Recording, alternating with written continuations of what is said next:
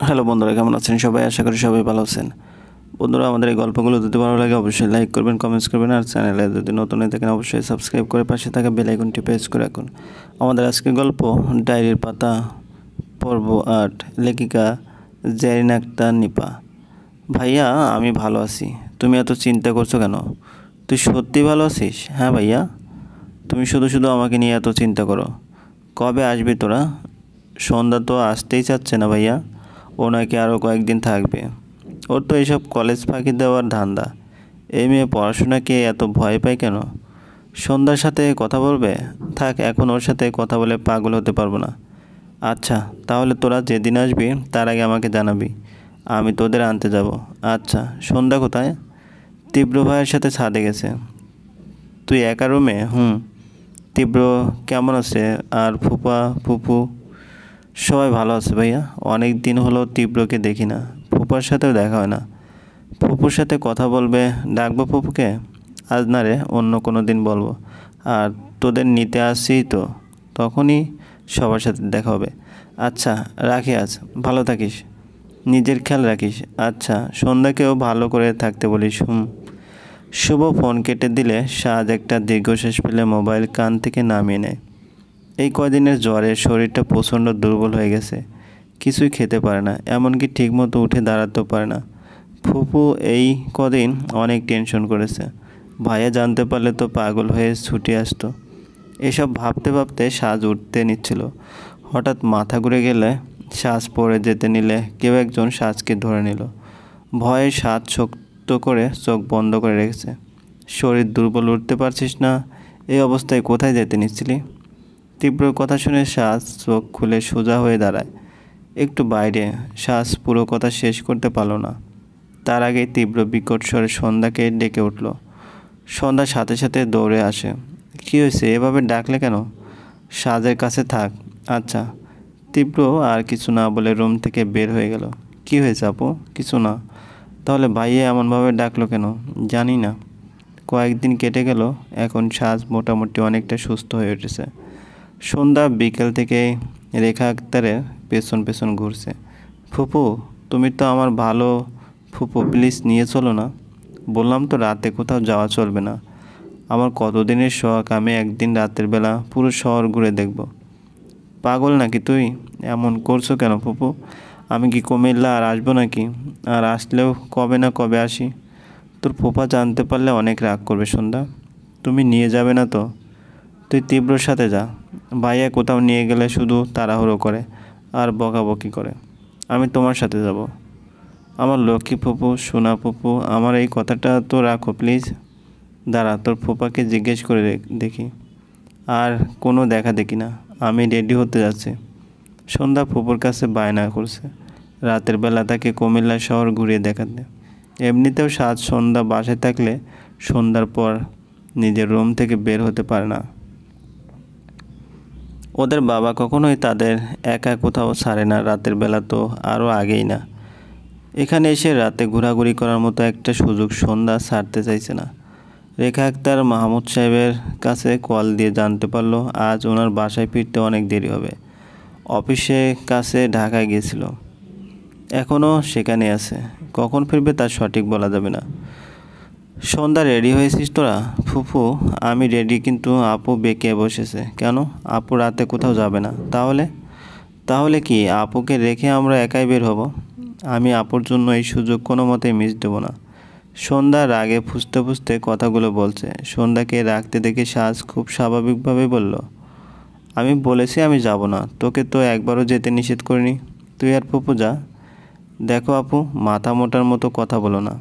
তুমি খুব ভালো করে জানো ফুপু তোমাকে একা রেখে কোথাও যাবে না, আর তাই তুমি এমনটা করছো। সন্ধ্যা, তুই রেগে যাচ্ছিস কেন? দেখো না ফুপু, আপু কেন সব সময় এমন করে।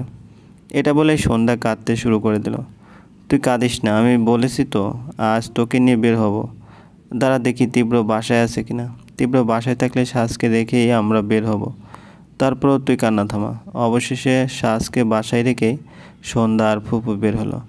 আজ তীব্র বাসায় ছিল, সন্ধ্যা থেকে কোথাও বের হয়নি। তীব্রকে বলে গেছে ওরা না ফেরা পর্যন্ত সাজকে দেখে রাখতে। একা একা ভয় পাবি না? তোর রুমে একা থাকতে পারবি নাকি আমার রুমে গিয়ে বসবি?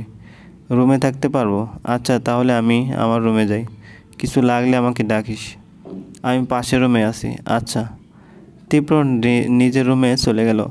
সাজ বেশ অনেকক্ষণ ডায়েরি লিখল, তারপর একটা গল্পের বই হাতে নিয়ে বেডে উপুর হয়ে শুয়ে পড়তে লাগলো। সন্ধ্যা আর ফুপু বের হয়েছে, অনেক সময় হয়েছে, এখনও ফেরেনি তারা। তীব্র কখনো সন্ধ্যার পরে বাসায় থাকে না, অনেক রাত পর্যন্ত বাড়ির বাইরে থেকে বন্ধুদের সাথে আড্ডা দিয়ে প্রতি রাতেই 12টার পরে ফিরে। আজ বাড়ি থেকে বের হতে না পেরে তীব্রর রুমে বসে বোর লাগছে।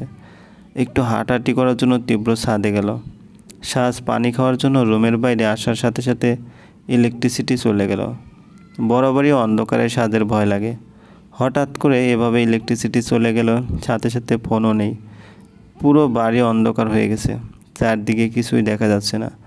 ভয়ে কাঁপা কাঁপা কণ্ঠে তীব্রকে ডাকতে লাগলো সাজ, কিন্তু সেই ডাক ছাদে পর্যন্ত গিয়ে তীব্রের কানে পৌঁছাতে পারল না। তীব্র ছাদে থেকে বুঝতে পারলো ইলেকট্রিসিটি চলে গেছে। পরক্ষণে সাজের কথা মনে হলো, সাজ নিচে একা আছে, ও আবার অন্ধকার ভয় পায়। সাথে সাথে তীব্র ছুটে ছাদ থেকে চলে আসলো। এক দৌড়ে সাজের রুমে গিয়ে ওখানে সাজকে না পেয়ে সাজের নাম দিয়ে জোরে জোরে ডাকতে লাগলো, সাজ কোথায় তুই? এই সাজ, অন্ধকারে কই গেলি? তীব্র অন্ধকারেই নিচে চলে আসলো। এই শীতের মাঝেও সাজ প্রচণ্ড রকমের ঘামছে, হাত পা কাঁপছে, ভাঙা গলায়, কে? ফুপু, সন্ধ্যা। তীব্র সাজের কণ্ঠ শুনতে পেয়ে, আমি সাজ। ভয় পাস না। তীব্র সাজের কাছে আসলে সাজ ভয়ে তীব্রকে ঝাপটে ধরে। তুমি? হ্যাঁ আমি। তুই ভয় পাস না, এই দেখ আমি আছি তো। সাজ সমানে কাঁপছে আর চোখ দিয়ে পানি পড়ছে। ছোটো থেকেই অন্ধকারে ভয় পায়, কখনো একা থাকেনি অন্ধকারের ভয়ে। তীব্রও জানে সাজ অন্ধকারে ঠিক কতটা ভয় পায়। এ নিয়ে ছোটোবেলা কত বড় ঘটনা ঘটিয়েছিল তা এখনও মনে আছে তীব্রের। কোথায় ছিলে তুমি? বলতে বলতে সাজ তীব্রের বুকে ঢলে পড়ে। সাজের জ্ঞান ফিরে রাত 11:32। চোখ খুলেই পাশে ফুপু সন্ধ্যা তীব্রকে দেখতে পেল। আস্তে আস্তে চোখ খুলে উঠে বসতে চেষ্টা করলো সাজ। ফুপু তাড়াহুড়ো করে সাজ ধরে উঠিয়ে বসালো। কী হয়েছিল রে মা? কিছু হয়নি ফুপু। তুই অজ্ঞান হয়ে গেলি কী করে? সন্ধ্যা সাজের পাশে এসে বসে কেঁদে উঠল। সব দোষ আমার, আমি ফুপুকে জোর করেছি বাইরে যাওয়ার জন্য।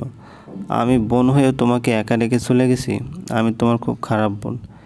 কাঁদিস না তুই, আমি ঠিক আছি। রেখা আক্তার তীব্রের সামনে এসে দাঁড়িয়ে, এই জন্যই তোকে ওর খেয়াল রাখতে রেখে গেছিলাম, তাই না? তুই জানিস ও অন্ধকারে ভয় পায়, তারপর তুই থাকতে এত কিছু কীভাবে ঘটলো? তীব্র কিছু না বলে চুপ করে আছে। ফুপু, তুমি অযথাই অস্থির হচ্ছ, আমি এখন ঠিক আছি তো। অনেক রাতে সাজ নিজের মুখের উপর কারো গরম নিঃশ্বাস অনুভব করতে পেরে ধরপড়িয়ে উঠে বসলো। তুমি এখানে? তীব্র কিছু না বলে সাজকে নিজের সাথে মিশিয়ে নিয়ে শক্ত করে জড়িয়ে ধরে রাখলো। তীব্র হঠাৎ এমন কাণ্ড দেখে সাজ নিজেও কিছু বুঝে উঠতে পারলো না। কি করছো তুমি?